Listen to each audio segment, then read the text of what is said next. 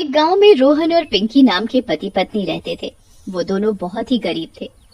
पिंकी जुड़वा बच्चों को जन्म देती है, जिनमें से एक लड़की और एक लड़का होता है।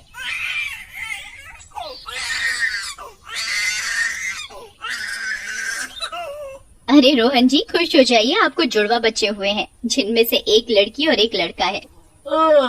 ये क्या हो गया? ये जुड़वा बच्चे कैसे हो गए? ऊपर से लड़की। मेरे पास तो खाने के पैसे भी नहीं है। मैं 2 बच्चे कैसे पालूंगा? फिर रोहन पिंकी के उठने से पहले उस छोटी बच्ची को लेकर जंगल की ओर जाता है।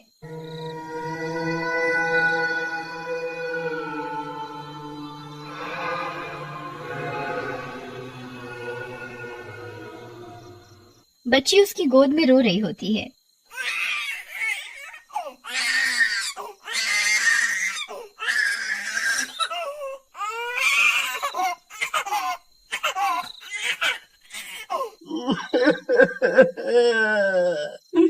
मैं जानता हूँ बेटी, मैं तुझे तेरी माँ से अलग कर रहा हूँ, लेकिन मैं क्या करूँ? मेरे पास इसके अलावा कोई चारा नहीं है। मैं अपनी गरीबी के कारण 2 बच्चों का बोझ नहीं उठा सकता, नहीं उठा सकता। फिर रोहन उस बच्ची को एक पेड़ के नीचे छोड़कर आ जाता है। रोहन के जाने के बाद उस बच्ची की रोने की आवाजें सुनकर उस पेड़ पर रहने वाली एक चुड़ैल नींद से जाग जाती है।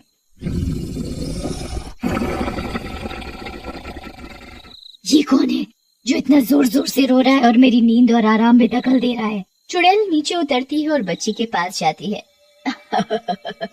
ये तो इंसानों की बच्ची है। मजा आ जाएगा, आज तो खाने का इंतजाम हो गया। नरम नरम मांस। लेकिन जैसे ही चुड़ैल उस बच्ची को मारने के लिए उठती है, वहाँ एक नागिन चुड़ैल आ जाती है। रुक जा दुष्ट चुड़ैल, इस बच्ची को क्यों मार रही है? तुझे इस छोटी सी बच्ची पर जरा सी भी दया नहीं आती? छोड़ दे उसे, देख कितनी मासूम है ये। तू कब से इंसानों की दोस्त हो गई नागिन चुड़ैल? हट जा मेरे रास्ते से और मुझे मेरा शिकार करने दे, नहीं तो आज तुझे भी मार डालूंगी। नागिन चुड़ैल और चुड़ैल में लड़ाई शुरू हो जाती है। दोनों में भयंकर लड़ाई होती है, जिसमें नागिन चुड़ैल चुड़ैल को हरा देती है। नागिन चुड़ैल, आज तो तूने मुझे हरा दिया, लेकिन मैं इतनी जल्दी हार नहीं मानूंगी और अपना बदला लेने जरूर आऊंगी। ऐसा कहकर चुड़ैल वहाँ से चली जाती है।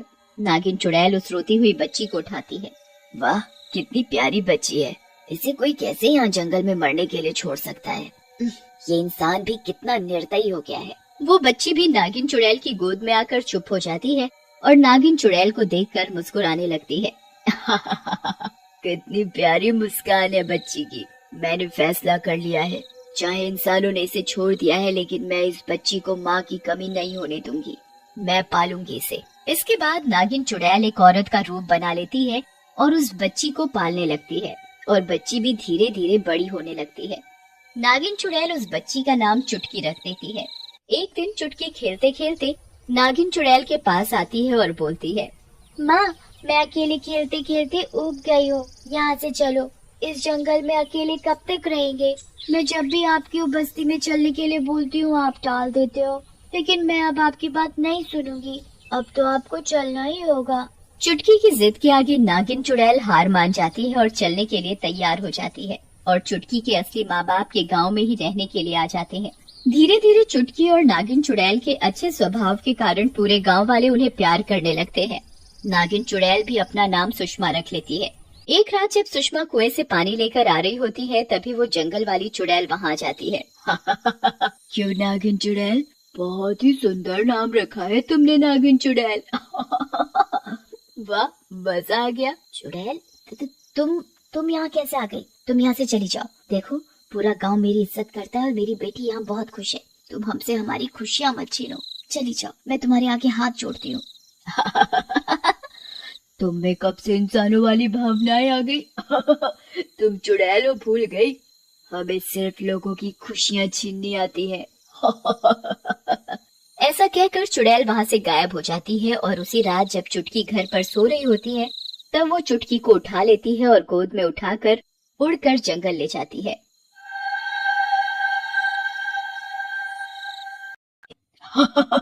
अब मेरा बदला पूरा होगा। इस नागिन चुड़ैल ने मुझसे इस लड़की के लिए लड़ाई की थी ना, अब इस लड़की को मार कर मैं बदला लूंगी। चुड़ैल को चुटकी को इस तरह ले जाते हुए दो गांव वाले देख लेते हैं।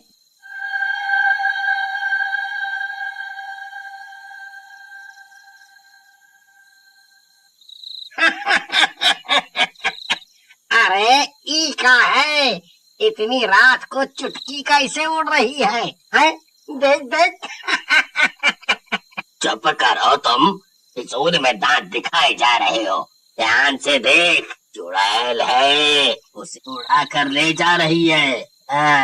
फिर दोनों गांव वाले गांव में आते हैं और जोर जोर से सुषमा को बुलाते हैं। ओ सुषमा बहन, जरा बाहर आओ। देखो, चुटकी को चुड़ैल ले गई है, बाहर आओ। इस चुड़ैल को मैं जानती हूँ, इसने अच्छा नहीं किया, मैं इस चुड़ैल को नहीं छोड़ूंगी। ऐसा कहकर सुषमा अपने नागिन चुड़ैल वाले रूप में आ जाती है। उसे देखकर सारे गांव वाले डर जाते हैं। मुझे मारना मत, मुझे मारना मत।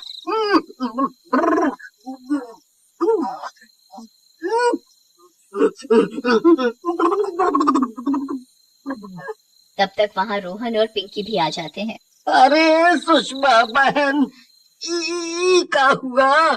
तुम भी चुड़ैल हो क्या? हाँ भाई, मैं भी चुड़ैल हूँ और इस चुटकी के प्यार के कारण मैं इस रूप में तुम लोगों के बीच में रह रही थी। जब उसे कोई छोड़ गया था मरने के लिए जंगल में, तब से लेकर आज तक मैंने उसे अपनी बेटी ही माना है। चुड़ैल की ये बात सुनकर रोहन बोलता है। वो बदनसीब मैं ही हूँ, नागिन चुड़ैल मैं हूँ। मेरी बीवी पिंकी को 2 जुड़वा बच्चे हुए थे, लेकिन मैं अपनी गरीबी के कारण चुटकी को जंगल में छोड़ आया था। मैं तुम्हें कभी माफ नहीं करूंगी। तुमने एक माँ से बच्चे को छीना है, अब मुझे मेरी बेटी वापस चाहिए। तुम चिंता मत करो रोहन भैया, मैं चुटकी को लेकर ही आऊंगी, चाहे मुझे अपनी बेटी की जान बचाने के लिए अपनी जान क्यों न देनी पड़े। नागिन चुड़ैल के जाने के बाद वहाँ गांव के पुजारी भी आ जाते हैं और बोलते हैं।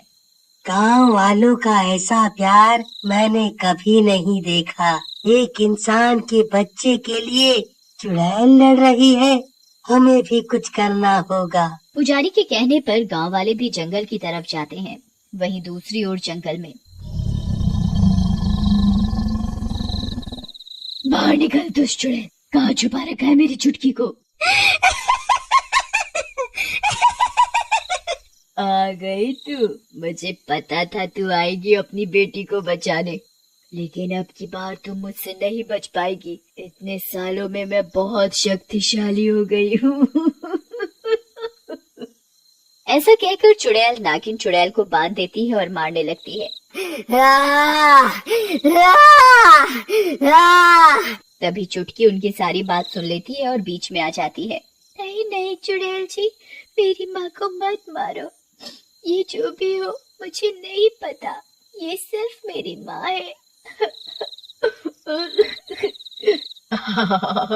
क्या प्यार है माँ बेटी का। नागिन, भले ही तूने इसको जन्म नहीं दिया, लेकिन ये तुझे प्यार पूरा करती है। तभी गांव वाले पहुंच जाते हैं और पुजारी जी बोलते हैं। दुष्ट, बहुत हुआ, बहुत परेशान कर लिया तूने इन दोनों को। ऐसा कहकर पुजारी जी चुड़ैल पर गंगाजल छिड़क देते हैं और चुड़ैल वहीं जल जाती है। फिर नागिन चुड़ैल चुटकी का हाथ पकड़कर पिंकी के हाथ में दे देती है और जाने लगती है। लेकिन चुटकी नागिन चुड़ैल को पकड़ लेती है और बोलती है। माँ, तुम कहीं नहीं जा सकती, तुम ही मेरी माँ हो, तुम्हें मेरे साथ ही रहना होगा हमेशा। फिर गांव वाले भी नागिन चुड़ैल को गांव में ही रोक लेते हैं और वो सुषमा के रूप में ही गांव में रहने लगती है।